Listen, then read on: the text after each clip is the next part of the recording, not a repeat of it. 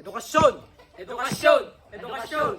Hindi sa taas ng edukasyon nasusukat ang pagkatao. Anuman ang estado mo, kung marunong kang rumespeto, daig mo pa ang edukado. Sa makabagong henerasyon, marami sa atin ang nakakalimot. Limot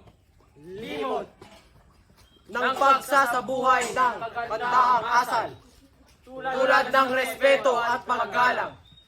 Bilang kabataan, bilang mag-aaral, huwag nating kakalimutan ang pagbibigay respeto